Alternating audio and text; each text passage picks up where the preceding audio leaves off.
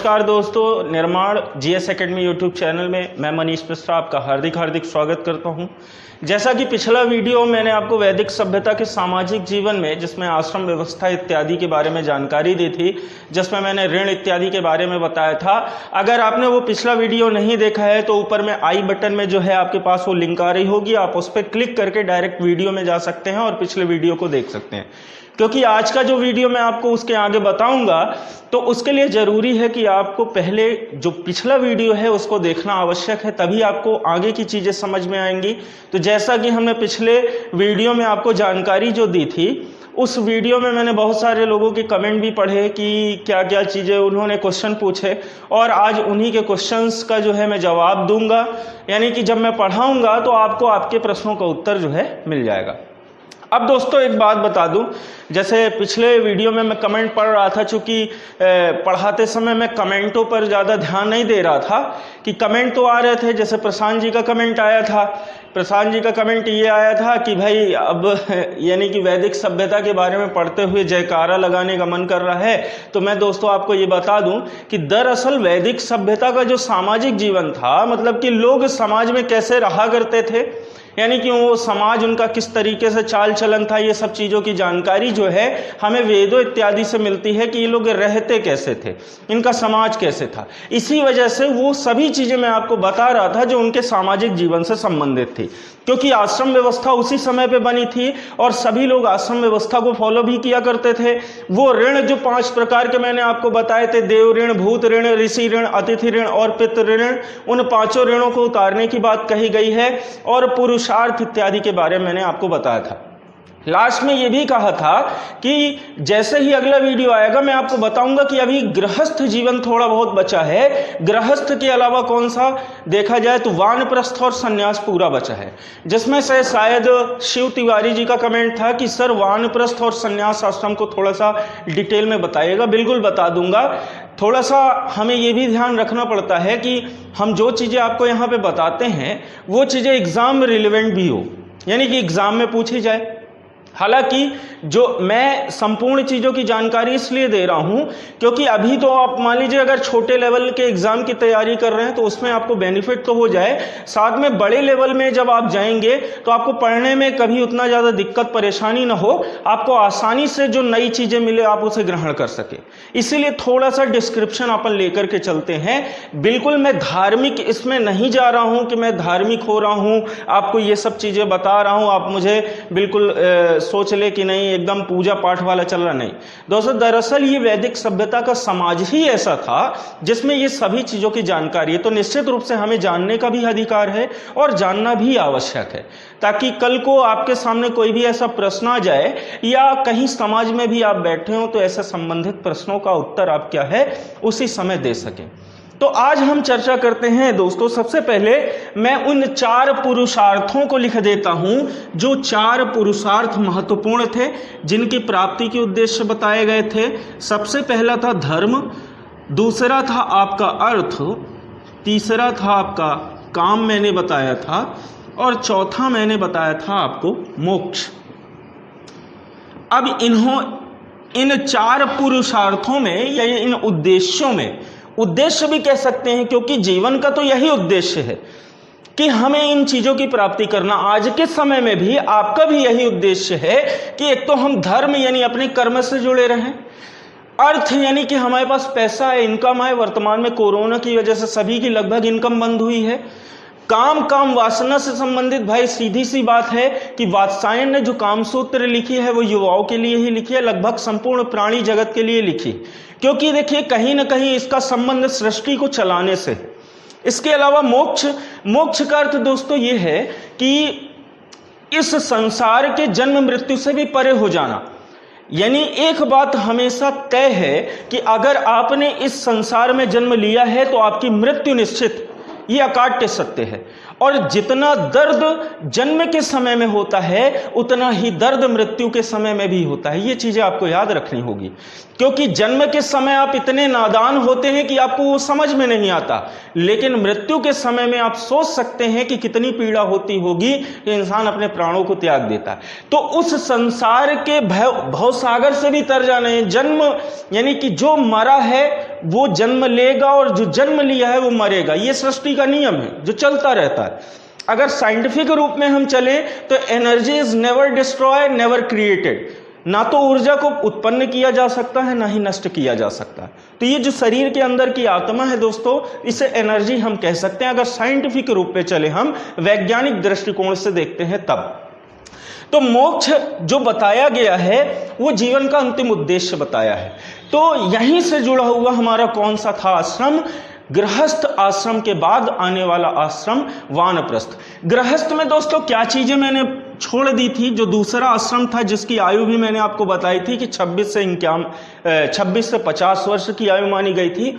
तो गृहस्थ आश्रम में मैंने ये बताया कि वो जो 5 ऋण हैं, उन 5 ऋणों को पूरा कैसे किया जा सकता है, जिसमें से सबसे पहला ऋण मैंने आपको बताया था भूत ऋण, आत्मा का ऋण। अपने आत्मा के अंदर से अगर हम देखें तो आत्मा के ऋण को उतारने की जो बात कही गई है वो इस प्रकार से है कि हम अपने ही समान जीवों को क्या कर सकें, यानी कि उन पर दया भाव रखें। या जानवर हो या प्राणी हो या कोई भी ऐसे जीव जंतु जिनके अंदर आत्मा का निवास है, उनकी सेवा करके उनको नाम मात्र से, मन और बाहरी भाव से भी हम नुकसान न पहुंचाए, तो ऐसे आत्मा का ऋण उतारा जा सकता है। उस देव की आराधना करके देव ऋण को उतारा जा सकता है जिसने उस आत्मा को जो है आदेश दिया था, जिसकी चर्चा मैंने पिछले वीडियो में कर दी थी। इसके अलावा पितृ ऋण का जो अगर देखा जाए तो हालांकि इसे उतारा तो नहीं जा सकता इस ऋण को, लेकिन फिर भी ये कहा गया है कि अगर आपका विवाह हो गया है तो जब आप पिता बन जाते हैं तो निश्चित रूप से आपके ऊपर भी वही उत्तरदायित्व तो आ जाता है जो आपके पिता के ऊपर था। तो इस प्रकार से पितृ ऋण वहां पे बराबर हो जाता है और कहा जाता है कि वो ऋण लगभग आपके ऊपर से उतर गया। देव ऋषि ऋण की बात करें तो जब आप अपने बच्चों के और अपने परिवार का जो उत्तरदायित्व तो पूरा करेंगे, लेकिन यहां पे बच्चों के संबंध में बात कही गई कि जब बच्चों को आप अपने शिक्षित करवाएंगे तो निश्चित रूप से ऋषि ऋण और उसी ऋषि से संबंधित अगर गुरु के पास आप भेजेंगे तो उस ऋषि ऋण को उतारने की बात कही गई है। इसके अलावा हमने देखा था अतिथि ऋण। अतिथि ऋण का मतलब अपने पत्नी का उत्तरदायित्व, अपने भाई बहन परिवार का उत्तरदायित्व पूरा करके आप अतिथि ऋण से क्या हो सकते हैं, मुक्त हो सकते हैं। तो गृहस्थ जीवन में दोस्तों ये सब चीजें था। लगभग इंसान क्या करता था उस समय पे कि 50 वर्ष की आयु जैसे ही पूरी कर लेता था, अब उसको वो चीजें क्या लगने लगती थी कि अब मैंने अपने जीवन के लगभग सभी उत्तरदायित्वों को पूरा कर लिया, अब मैं अगले आश्रम की ओर क्या करूं, प्रवेश करूं। तो यहां पे ये होता था। अब आप समझिएगा, बचपन में अभी आप जहां पे बैठे हैं, आप वीडियो देख रहे होंगे, सुन रहे होंगे, उसमें आप एक चीज रियलाइज करिए कि अभी आप किस क्लास में हैं या किस कॉलेज में हैं या कौन सी क्लास में पढ़ाई कर रहे हैं। इसके पहले जब आप कक्षा 10वीं 8वीं 7वीं 6वीं में पढ़ा करते थे तो उस समय की चीजें आपको समझ में नहीं आया करती थी। जो ज्यादा यानी कि बहुत ज्यादा बुद्धिजीवी थे उनको उस समय पे समझ में आ जाया करता था, लेकिन कुछ भी सवाल या प्रश्न आप याद भी करते थे, आपको याद नहीं होता था, सवाल लगाते थे, सवाल नहीं बन पाते थे। लेकिन जैसे जैसे आपने देखा होगा कि 6वीं क्लास के बाद जब आप 10वीं क्लास पहुंचे और 10वीं क्लास में आपसे 6वीं का सवाल पूछा जाएगा तो आपसे बनेगा। निश्चित रूप से अपने जीवन के ब्रह्मचर्य आश्रम में आपने इतनी सारी चीजें सीख ली और गृहस्थ आश्रम में उनका प्रयोग किया। गृहस्थ आश्रम के बाद जैसे ही 51 वर्ष से आपका वानप्रस्थ चालू होता था तो वेदों में यह कहा गया कि मानव को अब वन की ओर प्रस्थान कर जाना चाहिए। अब उसको संपूर्ण मोहमाया का त्याग कर देना चाहिए। ना उसे धन का लालच हो, ना परिवार का लालच हो, ना किसी का लालच हो। लेकिन यहां पे जो अतिथि ऋण में पत्नी का ऋण बताया गया था, क्योंकि पत्नी का ऋण अलग से नहीं, वो अतिथि ऋण में ही आता है। तो वानप्रस्थ में कहा गया कि अभी आपको घने जंगल में जाके निवास नहीं करना है, बल्कि अपने उस गांव से बाहर वन में कुटिया बनाकर अपनी पत्नी के साथ रहना है। और उस समय भी आपको क्या करना है, वेदों इत्यादि का अध्ययन करना है। जैसे आप जानते हैं कि ज्यादातर लोग जो आपके घर में परिवार में बुजुर्ग होंगे, गवर्नमेंट या प्राइवेट जॉब में से रिटायर हो चुके होंगे, अब उनका काम केवल एक रहता होगा कि लोगों को राय एडवाइस देना और उसके अलावा भगवान का नाम जपते रहना। भगवान अपने देवी देवता का नाम, राम नाम दिन भर करते रहना। ऐसा क्यों? क्योंकि अब वो मोक्ष की ओर अग्रसर हो चुके हैं। वो चाहते हैं कि मैंने अपने जीवन का संपूर्ण सुख का उपभोग कर लिया, अब मेरे बच्चे क्या करें उसका उपभोग करें, और उसके पश्चात मैं शांति से, चैन से जो है इस संसार से विदा ले सकूं। तो ये दोस्तों मतलब किसका था? वानप्रस्थ आश्रम का। नगर से ज्यादा दूर नहीं जाना, गांव के बाहर रहना है, वेदों का पुनः अध्ययन करना है। जो चीजें हमने ब्रह्मचर्य में सीखी उसको और अच्छे तरीके से हम किसमें सीख सकते थे? वानप्रस्थ में। इसीलिए लोग क्या है, वानप्रस्थ में वेदों इत्यादि का क्या करते थे? अध्ययन किया करते थे। अध्ययन के पश्चात जब सब चीजें हो जाती थी, लगभग 75 वर्ष की आयु उनकी हो जाती थी, तो हालांकि इसका वर्तमान की समय की आयु से लेना देना नहीं है, क्योंकि वर्तमान समय में जिंदगी जो है बिल्कुल पूरी तरह से नष्ट हो चुकी है। 50 से 60 साल की ही जिंदगी रहती है। आप सोचिएगा, इस तर्क पर विचार करिएगा कि अगर आप 25 से 26 साल के हैं, 28 साल के, 30 साल के हैं, तो एक बात हमेशा याद रखिएगा कि आपने अपने जिंदगी के आधे समय को पूरा कर लिया है। लेकिन आपकी उपलब्धि क्या है? क्योंकि 50 से 60 साल की जिंदगी इससे ज्यादा नहीं है। पहले के समय को छोड़ दीजिए, जब 100 साल तक लोग 80 साल तक जीते थे। आज भी जो पुराने लोग हैं वो जी रहे हैं। लेकिन 60 साल की इस जिंदगी में आप ये सोचिए कि आपने 25 साल की अगर आयु को पूरा कर लिया है, मतलब आपने आधी जिंदगी खत्म कर दी। लेकिन उसमें अपनी उपलब्धि क्या है? आपकी क्या उपलब्धि? आपने क्या ऐसा प्राप्त किया? कुछ नहीं किया। इसलिए इस चीजों पर विचार करिए कि अब हमको आगे करना क्या है, क्योंकि जिंदगी का आधा समय पूरा हो चुका है, आधा बचा है, तो कम से कम आधे को सदुपयोग करें। 75 वर्ष की आयु के पश्चात अब यहां पे ये कहा गया कि आप अपनी पत्नी का भी त्याग कर दें। उस समय देखा जाए तो पिंडदान इत्यादि हो जाया करता था। अभी मैं 16 संस्कारों के बारे में आपको बताऊंगा, तो सभी चीजें आपको बारीकी से समझाऊंगा। तो उसमें समझिएगा कि पत्नी को छोड़ करके आपको केवल दिन में एक बार भोजन करना है और संन्यास आश्रम को धारण करना है, और संपूर्ण भारत में, संपूर्ण देश में आपको क्या करना है? भ्रमण करना है। एक जगह स्थायी होकर निवास नहीं करना है। जहां आपकी रात हो जाए वहीं पे आपको क्या करना है? अपनी रात काट देनी है, और आपको कहीं स्थायी सुख, दुनिया के जितने भी सुख हैं उन सब का त्याग कर दीजिए। केवल वेदों का आरंभ यानी अध्ययन इत्यादि करिए और ईश्वर की आराधना में अपना संपूर्ण जीवन अब व्यतीत करिए। तो इस तरीके से दोस्तों वानप्रस्थ और संन्यास आश्रम था। संन्यास के पश्चात जब उसकी मृत्यु हो जाती थी तो वो अपने परम धाम को पहुंच जाता था, ऐसा कहा जाता है। अगर आप वेद भी पढ़ेंगे तो आपको जानकारी इन सब चीजों की मिल जाएगी। अब हम बात करते हैं दोस्तों 16 संस्कारों की। देखिए, चूंकि हम आपको कहां तक बता दिए थे? परिवार तक बताए थे, जिसमें पहले सभ्यता बताई, सत्ता बताई। सत्ता के बाद हमने बताया कि परिवार कैसे पाए जाते थे। अब परिवार के बाद हम देखते हैं विवाह। लेकिन विवाह को समझने के लिए आपको समझना होगा वो 16 संस्कार। उन 16 संस्कारों की हम बात करते हैं कि वो कौन कौन से 16 संस्कार थे जो वैदिक सभ्यता ने बनाए और उस समय पे उनको फॉलो किया जाता था, और वर्तमान समय में हम सभी फॉलो कर रहे हैं। तो सबसे पहला जो संस्कार होता था दोस्तों, उसका नाम था गर्भधारण संस्कार। गर्भधारण संस्कार। अब कई लोग क्या है कि दोस्तों उसमें क्या होता था, मैं आपको थोड़ा सा जानकारी, चूंकि आप वयस्क हैं, इन सब चीजों को समझते हैं, तो मैं आपको बताना ये चाह रहा हूं कि गर्भधारण संस्कार जो रहा है वो गर्भ के धारण करने के पहले विचारधारा को दर्शाता था। कुछ ऐसी तिथियां, कुछ ऐसे देखा जाए तिथि के अलावा दिन बताए गए थे कि उस समय पर जो है गर्भ धारण करने से पुत्र की प्राप्ति, और इसके अलावा अन्य दिनों में गर्भ धारण करने से पुत्री की प्राप्ति होती है। क्योंकि इस पर हम ज्यादा डिटेल पर चर्चा आपको नहीं दे रहे हैं, केवल बता रहे कि गर्भ धारण सबसे पहला संस्कार माना जाता था। उस गर्भधारण संस्कार में माता गर्भ धारण करती थी, और इस तरीके से ये हमारा सबसे पहला संस्कार है, जिसे सामान्य रूप में आप देख सकते हैं कि गर्भ धारण करने के 1 या 2 महीने बाद जो है आज जो रस्में मनाई जाती हैं उसको हम सामान्य रूप से गर्भधारण संस्कार कह देते हैं। लेकिन वो नहीं है, उसके पहले का जो समय था वो गर्भधारण काल का समय कहलाता था।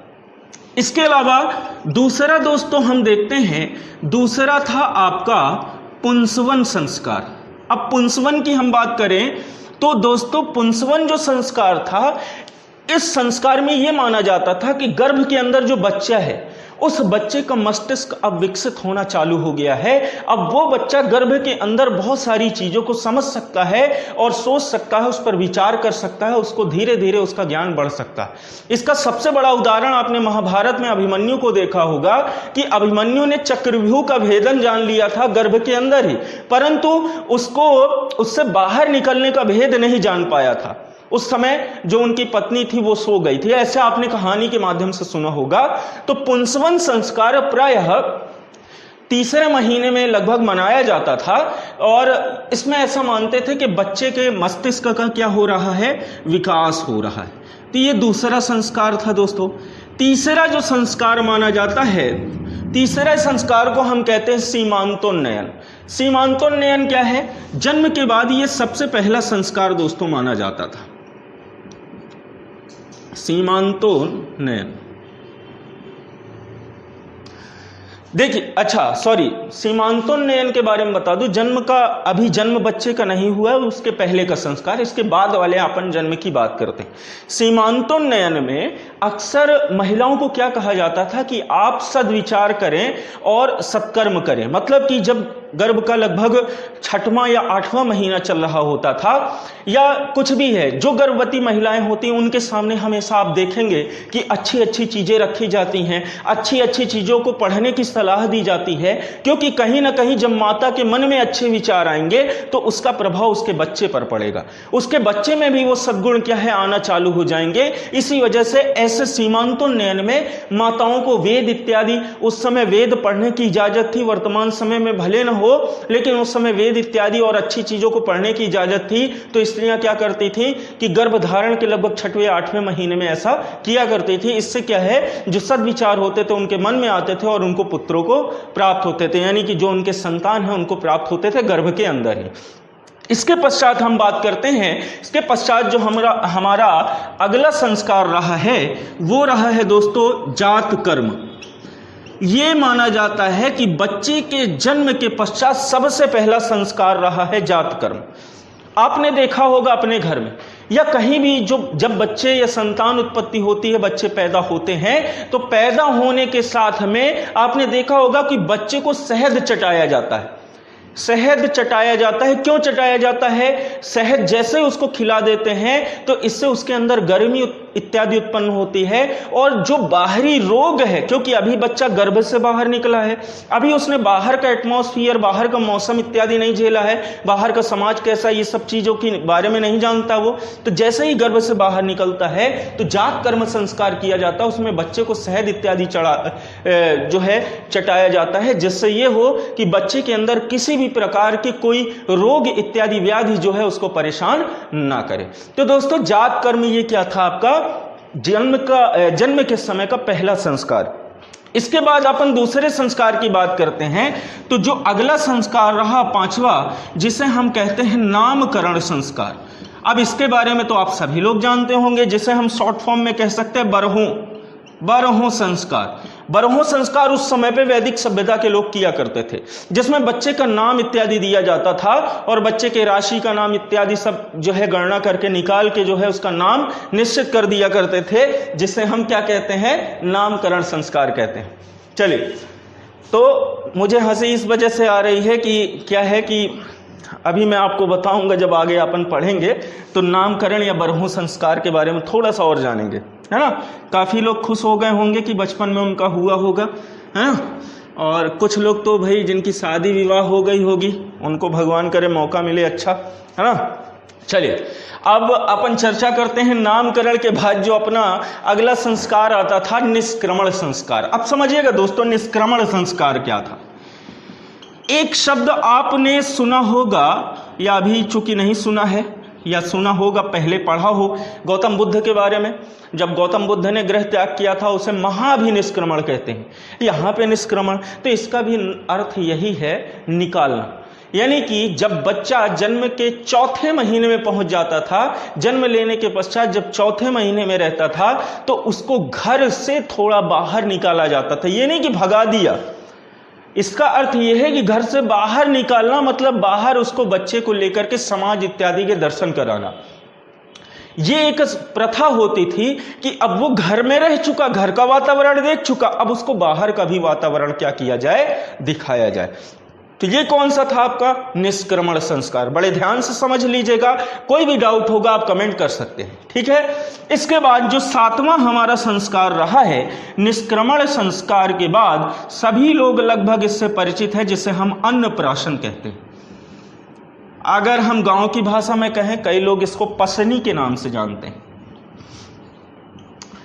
किसी भी बच्चे के जन्म के 6वें महीने के बाद किया जाता है, 6वें महीने में किया जाता है। इस समय कहते हैं कि बच्चे के दांत जो है आना चालू हो जाते हैं, और दांत आने के साथ साथ में लगभग उन समस्त खाद्य पदार्थों को उस बच्चे को क्या किया जाता है, उसका टेस्ट कराया जाता है, खिलाया जाता है कि अब बच्चा दूध की बजाय अन्य चीजें भी खाना शुरू कर दे। तो इसीलिए उसको उसका स्वाद दिया जाता है, और धीरे धीरे फिर बच्चा जब बड़ा होता है तो समस्त चीजें उसको क्या है, खिलाया जाना जरूरी हो जाता है और चालू भी कर दिया जाता है। इसके बाद अपन देखते हैं, चूंकि 7वां आपको समझ में आ गया, अब 8वें की अपन बात करते हैं। 8वां संस्कार क्या था, चूड़ा कर्म जिसे हम कहते थे। अब कई लोग इसको समझ नहीं होंगे, भाई चूड़ा पहनाते है ना। तो बच्चों को देखिए दोस्तों, थोड़ा सा आपको डार्क, मैं मार्कर डार्क चला देता हूं ताकि आपको डार्क दिखे, है ना। मार्कर तो आप सभी लोग को समझ में आ रहा है, आप कमेंट में ओके करके बताइए अगर समझ में आ रहा तो, है ना। हाँ चलिए ठीक है, मार्कर हाँ ठीक है, क्लियर आ रहा है, आप सभी लोग ठीक है रिस्पांस दे रहे हैं, चलिए बहुत बढ़िया। अब चूड़ा कर्म की बात सुनिए। चूड़ा कर्म का अर्थ चूड़ा पहनना नहीं, चूड़ा कर्म का अर्थ है दोस्तों मुंडन। इसे हम मुंडन संस्कार के नाम से जानते हैं। प्रायः कई जगह अलग अलग रिवाज होते हैं कि जन्म के 1 वर्ष के पश्चात मुंडन कर दिया जाता है, कभी कभी जन्म के 2 वर्ष के पश्चात करते हैं, कभी कभी जन्म के 3रे वर्ष भी जो है मुंडन संस्कार किया जाता है। तो आपको बिल्कुल परेशान नहीं होना, वो रिवाज अलग है लेकिन संस्कार एक है। मुंडन संस्कार, जन्म के समय के बाल को हटाना ही मुंडन संस्कार कहलाता था, और प्रत्येक बच्चे, चाहे वो बच्चा पुत्र हो या पुत्री हो, उसका मुंडन संस्कार किया जाता था। लेकिन आपको यह भी ध्यान रखना है कि 1 वर्ष में चूड़ा कर्म भी नाम इसका ये दिया कि मुंडन करने के पश्चात उसको चूड़े भी पहनाए जाते थे। चांदी के प्रायः उस समय पे हुआ करते थे, तो हाथों में और पैरों में कड़े जैसे पहनाए जाते हैं। जो छोटे बच्चे होंगे आप उनको आसानी से क्या कर सकते हैं, देख सकते हैं कि किस तरीके से जो है मुंडन संस्कार के पश्चात उनको क्या किया जाता था, चूड़े इत्यादि पहनाते थे। अब अपन देखते हैं जो 9वां संस्कार, लगभग मैं आपको 16 के 16 संस्कार बताऊंगा, आप इसको लिख लीजिए। कई बार किताबों में अलग अलग प्रकार के संस्कार मिल जाते तो आप कंफ्यूज हो जाओगे, तो आप इसको बिल्कुल नोट करते रहें। और कमेंट में जो आप ये हाय हेलो लिख के सब भेज रहे हैं, नमस्कार कैसे हैं, ये है, कहाँ है, बाकी सब, ये सब मत लिखिए। आपको जो क्वेश्चन बनते हैं वो पूछिए, क्योंकि ये प्लेटफॉर्म आपके क्वेश्चंस के लिए, आपको पढ़ाने के लिए है। ये कमेंट में आपके जो है हाल चाल पूछने के लिए नहीं है। जैसे प्रशांत जी ही लगे हुए हैं कमेंट में, है ना, शर्मा जी भी लगे हुए हैं, तो इन चीजों के लिए ये प्लेटफॉर्म नहीं है, ध्यान रखिएगा। जो भी क्वेश्चन है आप क्वेश्चन पूछे हमसे कमेंट में, हम आपका उसका उत्तर देंगे, ठीक है। चलिए आते हैं, इसके पश्चात जो है हमारा संस्कार एक होता था कर्ण भेद संस्कार। कर्णवेध संस्कार मतलब क्या होता था, सीधा सीधा कंछेदन, है ना। अब दोस्तों देखो, कंछेदन के बारे में अपन देखें कि कंछेदन क्यों किया जाता था। एक्चुअल में यौनांगों को मजबूत करने के लिए कई बार ऐसा कहा गया है कि कान की जो नसें हैं कहीं ना कहीं हमारे शरीर की 5वीं इंद्रियों से और शरीर के कुछ उन हिस्सों से जुड़ी होती हैं जिनका एक्टिवेट होना अत्यधिक, यानी सक्रिय होना अत्यधिक आवश्यक है ना। हाँ, आप जैसे लिख रहे हैं कमेंट में कि नख छेदन भी होता है, भाई नाक तो छेदते हैं ना, वो तो लड़कियों का छेदा जाता है ना। तो नख छेदन संस्कार नहीं था, परंतु लड़कियों के लिए, बच्चियों के लिए वो अलग सी प्रथा थी जिसको चलाया गया था। क्यों चलाया गया था अपन आगे चर्चा कर लेंगे उसके। तो कर्णवेध संस्कार इसलिए किया जाता था कि शरीर की कुछ नसें ऐसी होती हैं जो ब्लॉक रहती हैं, और तुरंत कंछेदन कर देने से क्या होता है कि वो नसें पूरी तरह से खुल जाती।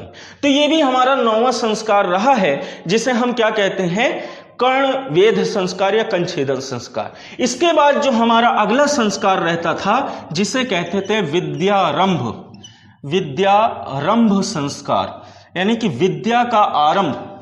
जैसे कहा भी गया है विद्यारंभे विवाहे च प्रवेशे निर्गमे तथा संग्रामे संकटे चैवा विघ्नः तस्य न जाते। आपको ये पूरा मैं जानकारी दूंगा आगे चल के।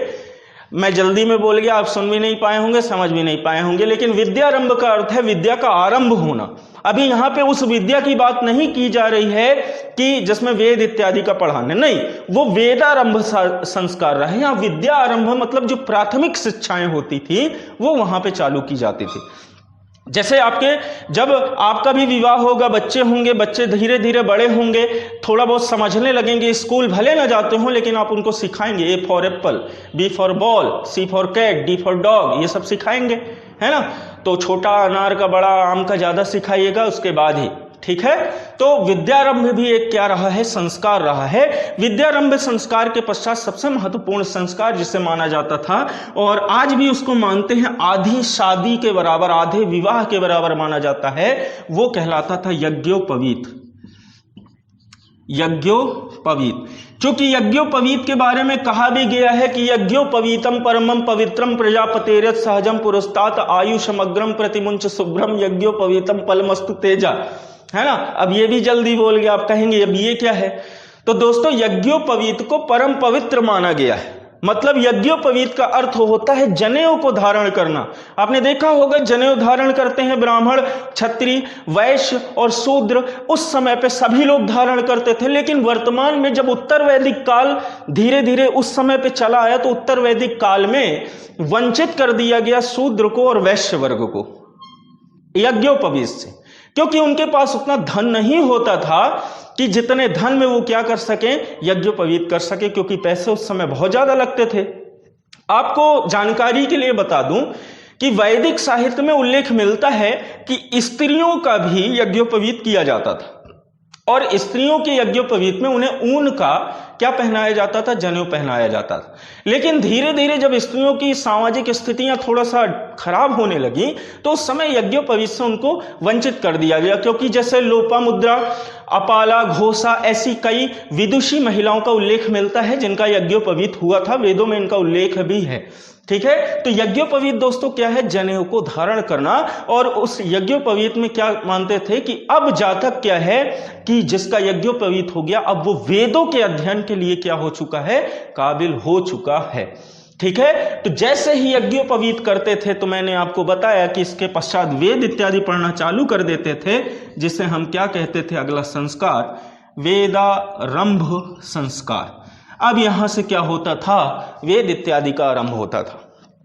एक बहुत सिंपल सा उदाहरण अभी अगर आपने देखा होगा तभी आपको ध्यान होगा, नहीं तो आप देख लीजिएगा कि जैसे ही श्री कृष्ण चूंकि जन्मे कहीं और, उनका लालन पालन कहीं और हुआ, तो लालन पालन के समय उनकी शिक्षा अलग हुई और शिक्षा जिसे हम विद्यारंभ कह सकते हैं। और इसके पश्चात जब उन्होंने कंस की हत्या कर दी तो कंस की हत्या के पश्चात जो है क्या हुआ था, उन्होंने वेदारंभ चालू किया था। यज्ञोपवीत हुआ, यज्ञोपवीत के बाद उन्होंने वेदों इत्यादि का आरंभ किया जिसमें ऋषि मुनि उनको क्या कर रहे थे, ज्ञान दे रहे थे।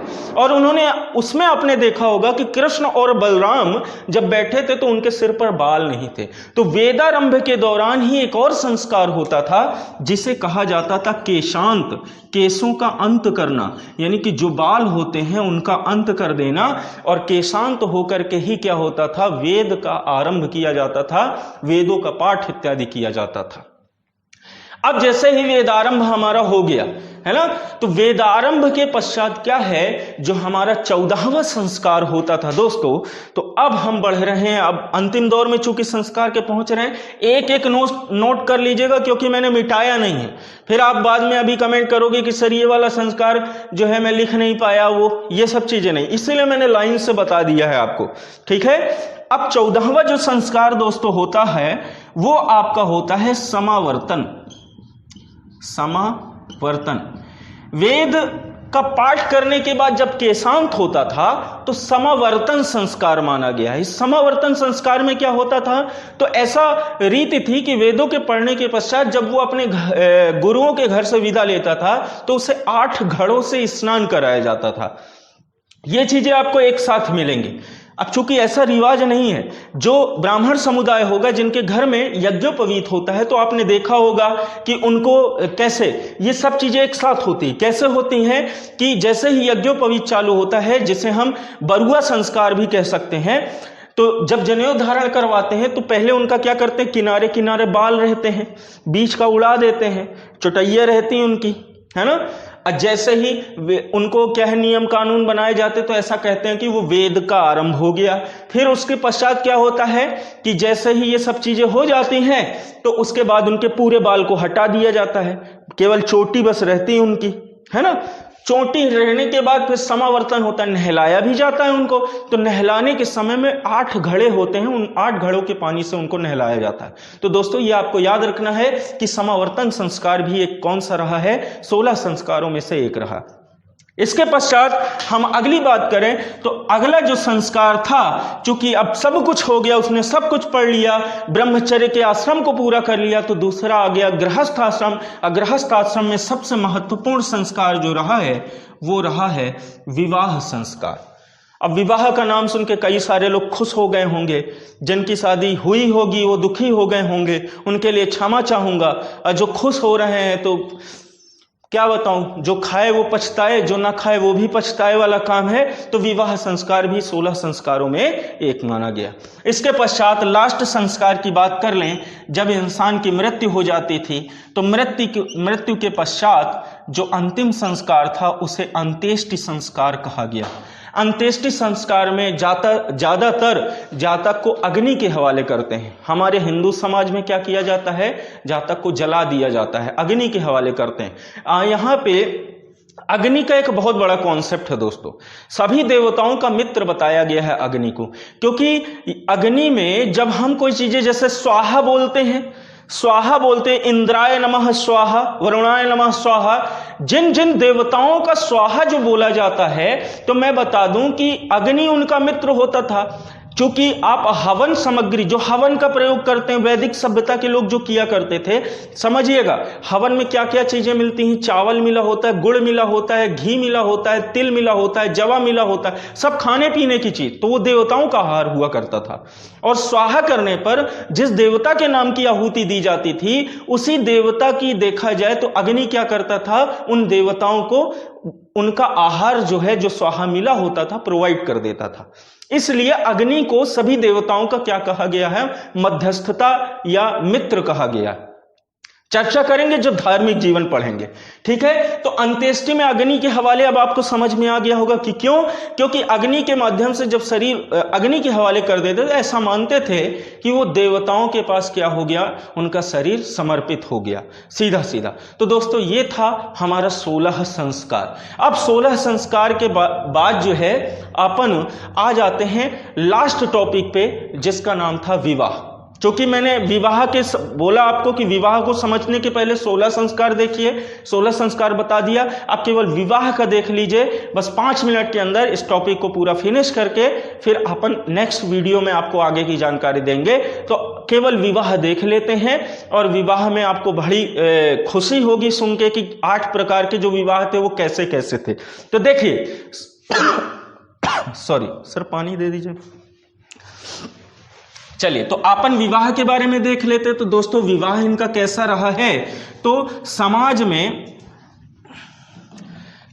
में 8 प्रकार के विवाह प्रचलित थे। लेकिन उन 8 प्रकार के पहले भी जो है हम अपन देखते हैं किसके बारे में, कि भाई जो विवाह था, क्या वो सिंधु घाटी सभ्यता की तरह एक ही विवाह था? नहीं, यहां पे एक विवाह का चलन तो था, एक विवाह के अलावा यहां पे बहुविवाह भी प्रचलित था। अब बहुविवाह का अर्थ ये नहीं कि भाई बहु से विवाह करना, बहुविवाह मतलब बहुत सारे विवाह करना, ठीक है। अब अपन आगे की चर्चा कर लेते हैं। इस बहुविवाह में देखिए कई सारे आते थे, जैसे गैर देवर विवाह, देवर विवाह, साली विवाह, गैर साली विवाह। मतलब कि अक्सर उस समय पे जो विवाह किया जाता था, आज की कंडीशन नहीं देखते कि लड़का एक होना चाहिए, इकलौता होना चाहिए, ये सब नहीं देखते। उस समय पे क्या होता था कि उस समय देखा जाता था कि जिससे हम अपनी बच्ची की शादी कर रहे हैं, क्या उस लड़के के छोटे भाई हैं, उसका नाम ही क्या होता है? देवर। अब इसके पीछे का लॉजिक समझिए, देवर, कि अगर उसकी मृत्यु भी हो जाएगी तो उसके जो छोटे भाई हैं, वर दे देवर, वर दे देवर, ये कहलाता था दोस्तों। इसका नाम भी क्यों पड़ा? इस वजह से पड़ा कि ज्यादा भाई होते थे तो वो पिता जो है अपनी पुत्री का विवाह वहां कर देता था कि अगर एक निपटा तो छोटे वाले से कर देंगे, और वो भी निपटा तो तीसरे से कर देंगे। तो दोस्तों यही कारण था कि तब से लेके आज तक समाज ने इसका फायदा ज्यादा उठाया, और जनसंख्या वृद्धि हमारे भारत में 130 करोड़ देशवासी हैं, ठीक है। आजादी के बाद बहुत तेजी से बढ़ा, आजादी का बहुत ज्यादा फायदा उठाया गया, जो कि गलत था। चलिए, तो ये सब बात की बातें हैं, अपन चर्चा कर लेंगे उसमें। तो देवर विवाह और साली विवाह भी ऐसा कि अगर पत्नी की मृत्यु हो जाए तो किससे? तो साली से कर दिया करते थे। जब कोई इंसान क्या है कि जब कोई लड़की अपने देवर से विवाह करती थी तो उससे तो देवर विवाह कह दिया जाता था, लेकिन जब देवर ना हो किसी और से करे तो उसी को क्या कह देते थे दोस्तों? गैर देवर विवाह, ठीक है। और अगर हम वही बात करें कि जब पत्नी की मृत्यु हो जाए तो अगर वो अपनी पत्नी की बहन से कर लेता था तो जिसे साली विवाह कहते थे, और जब अपने उसके पत्नी की बहन नहीं होती थी किसी और से करे तो उसे गैर साली विवाह कहते थे। हालांकि ये थोड़ा सा अलग है, उन 8 विवाह में ये सम्मिलित नहीं है, ध्यान रखिएगा, वो 8 अलग विवाह। अब यहां पे हम थोड़ा सा एक चीज और देख लेते हैं, थोड़ा 5 मिनट से ज्यादा भी लग जाए तो ज्यादा परेशान होइएगा, इरिटेट मत होइएगा, जरूरी है, चूंकि परीक्षा में कभी कभी यूपीएससी में पूछा था। मैं अभी बताऊंगा कि क्या पूछा था। अनुलोम और प्रतिलोम विवाह, अनुलोम प्रतिलोम बहुत बार पूछा भी गया है कई सारे पेपर में, तो समझ लीजिए। जब लड़का क्या होता था दोस्तों? उच्च कुल का होता था, लड़का उच्च कुल का और लड़की क्या होती थी? निम्न कुल की। तो ऐसे विवाह को हम कहते थे अनुलोम विवाह, अनुलोम विवाह। प्रतिलोम विवाह किसे कहते थे? कि लड़का निम्न कुल का हुआ करता था, लड़का निम्न कुल का हुआ करता था और लड़की क्या हुआ करती थी? उच्च कुल की हुआ करती थी। आज के समाज में कैसा विवाह प्रचलित है? तो दोनों प्रकार के विवाह प्रचलित है। क्यों? क्योंकि ज्यादातर तो ये वाला विवाह होता अपने यहाँ। हमेशा लड़की का पिता शादी कहाँ करता है? जो उनसे श्रेष्ठ लोग हों उनके यहाँ करता है, जो उनसे समाज में क्या हो, थोड़ा समान प्रतिष्ठा रखते हो, लड़का उच्च कुल का हो। अब प्रायः ध्यान रखिएगा कि ये चीज कि उस समय पे लड़कियों का जो समाज होता था उसको छुपाया जाता था, मतलब कि लड़कियों का जो सरनेम होता था, जो उसकी जाति होती थी, वो छुपाई जाती थी। आज भी छुपाई जाती है। कैसे छुपाई जाती है? लड़की की शादी होने के पश्चात उसका सरनेम बदल जाता है, जो उसके पति का सरनेम होता है वही उसका सरनेम हो जाता है। चीजें रियलाइज कर लीजिएगा, आप देख लीजिएगा, है ना। ये नहीं कि एक गुप्ता है तो दूसरा जायसवाल, ऐसा नहीं होता। वो क्या होता है कि अगर एक जो लड़की का सरनेम है, विवाह के पश्चात क्या होता है कि जो लड़के का सरनेम होगा वही लड़की का सरनेम हो जाता है, ठीक है। ये आप रियलाइज कर लीजिएगा, देखा भी होगा आपने। तो ये था अनुलोम और प्रतिलोम विवाह, जिनके बारे में पेपर में पूछा जा चुका है। अब मैं उन 8 विवाहों की जल्दी से चर्चा कर देता हूं और इस लेक्चर को समाप्त करता हूं। तो समझ लीजिए कि वो 8 विवाह कौन से थे। ये भी 8 विवाहों में नहीं आते, ये तो विवाह के उन प्रकार थे जो उन सभी के अंतर्गत आते हैं। सबसे पहला दोस्तों विवाह कौन सा होता था? जिसे हम कहते थे ब्रह्म विवाह। इन 8 विवाह को अच्छे से पढ़ लीजिएगा भाई। ब्रह्म विवाह क्या होता था दोस्तों? इसमें कुछ नहीं, जो कन्या यानी लड़की का पिता होता था, वो लड़की का पिता क्या करता था कि अपनी पुत्री को वर के हवाले कर देता है, यानी वर को दान में दे देता था, वही ब्रह्म विवाह कहलाता था, ठीक है। वेट अ मिनट, पानी पी लूं थोड़ा सा।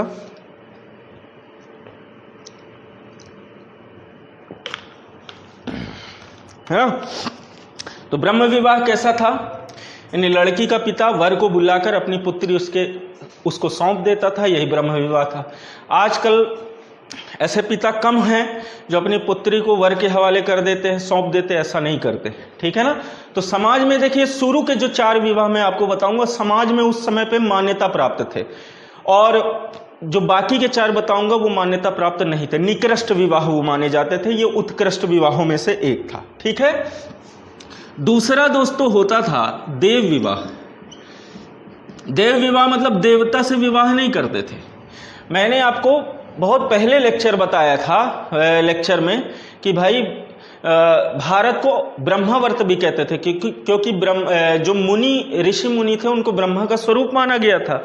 इसी वजह से चूंकि ब्रह्मा का स्वरूप ऋषि मुनियों को देव भी कहा गया है, तो कैसे कि जो यज्ञ कराने वाला, हवन कराने वाला पुरोहित आता था उस समय पे, तो जो पिता रहता था अपनी पुत्री को जो है उस पुरोहित को सौंप देता था। तो यही कौन सा विवाह कहलाता था दोस्तों? देव विवाह। तीसरा जो विवाह था वो था आर्ष विवाह। आर्ष विवाह, इसमें वर को क्या करना पड़ता था? प्रसन्न करना पड़ता था। किसे? लड़की के पापा को। आजकल कई लड़के जाते हैं ना अपने ससुर को प्रसन्न करने के लिए, लेकिन उस समय प्रसन्न करने की प्रथा दोस्तों अलग थी। क्या थी कि वर जो जाता था वो वर क्या करता था? लड़की के पिता को एक जोड़ी बैल दे दिया करता था, 1 या 2 जोड़ी जो भी बैल दे दिया करता था। बैल उसके घर में बांध आया करता था और लड़की को ले आया करता था। यही विवाह क्या कहलाता था? आपका आर्ष विवाह कहलाता था। इसके बाद जो चौथा था वो था प्रजापत्य विवाह। प्रजापत्य विवाह दोस्तों क्या था? तो सीधा सीधा समझ लीजिए कि बिना लेन देन का विवाह, बिना लेन देन का विवाह, बिना लेन देन का विवाह। बस होता ये था कि जो कन्या का पिता होता था, लड़की का जो बाप होता था, वो उस लड़के से वचन लेता था कि तुम अपने समस्त कर्तव्यों का निर्वहन करोगे। तो ये वचन वर दे देता था कि हाँ मैं निश्चित रूप से जो है कर्तव्यों का निर्वहन करूंगा, और इसी आधार पर ये प्रजापत्य विवाह होता था। समाज में यही 4 दोस्तों क्या थे? मान्यता प्राप्त विवाह थे। मान्यता प्राप्त विवाह थे, पेपर में आ जाता है, और उत्कृष्ट विवाह भी इन्हें ही कहा जाता था। अब हम उन 4 को देख करके समाप्त करते हैं जो आपके निकृष्ट विवाह माने गए थे, ठीक है ना। सबसे पहला था दोस्तों गंधर्व विवाह। आजकल ज्यादातर जितना भी हमारे समाज में अभी जो चल रहा है वही गंधर्व विवाह है, जिसे हम क्या कहते हैं? प्रेम विवाह, है ना। लगभग बहुत कम ऐसे लोग बचे हैं जो अरेंज मैरिज करते हैं। अब ज्यादातर गंधर्व विवाह ही करते हैं, प्रेम विवाह जिसे हम कह सकते हैं। ये समाज में इसको मान्यता प्राप्त नहीं थी। छठवां जो विवाह था वो था असुर विवाह, ठीक है दोस्तों। तो असुर में क्या किया जाता था? असुर विवाह में प्रायः कन्या को खरीद लिया जाता था, यानी कि कन्या के पिता को पैसे दे करके खरीद लिया जाता था और उससे विवाह कर लिया जाता था। ये था असुर विवाह, और समाज में इस विवाह को भी क्या है? मान्यता प्राप्त नहीं थी। इसके अलावा जो 7वां विवाह रहा है वो रहा है राक्षस विवाह। राक्षस विवाह में क्या करते थे? अपहरण कर लिया जाता था, लड़की का अपहरण कर लेते थे और उससे विवाह कर लेते थे, और इस तरीके से क्या है कि अपहरण करके उससे विवाह कर लेते थे। यही आपका राक्षस विवाह था। और जो लास्ट विवाह दोस्तों माना जाता है उससे हम कहते हैं पैशाच विवाह। पैशाच विवाह, यह विवाह सबसे ज्यादा निकृष्ट माना गया था। इसमें लड़की को नशीले पदार्थ खिला करके उसके साथ गलत व्यवहार किया जाता था, विश्वासघात किया जाता था, और उसके पश्चात उससे विवाह कर लिया जाता था। तो इस विवाह को दोस्तों पैशाच विवाह कहा जाता था। इसका स्क्रीनशॉट भी आप ले सकते हैं, और स्क्रीनशॉट के अलावा आप लिख भी सकते हैं ताकि आपको पेपर में बन जाए। तो ध्यान रखिएगा, ये मान्यता प्राप्त नहीं थे, इन्हें निकृष्ट विवाह भी कहा जाता है। तो दोस्तों ये था आज का वीडियो। आज हमने वैदिक सभ्यता के सामाजिक जीवन में विवाह तक की जानकारी ली। अब अगले वीडियो में हम उसके आगे की जानकारी लेंगे और राजनीतिक जीवन भी पढ़ेंगे। तो आज के वीडियो में इतना ही, और जो लोग चैनल में नए हैं वो वीडियो को चैनल को सब्सक्राइब जरूर कर दें, वीडियो को लाइक करें, ज्यादा से ज्यादा शेयर करें, और ध्यान रखिएगा कि आई बटन में, ऊपर आपको आई बटन दिख रही होगी, उस आई बटन में जितने भी वीडियो मैंने डाले हैं उस सभी वीडियो को आप पूरा देख देखें 5 के 5 वीडियो को, उससे आपको नई जानकारी भी मिलेगी। तब तक के लिए नमस्कार, धन्यवाद।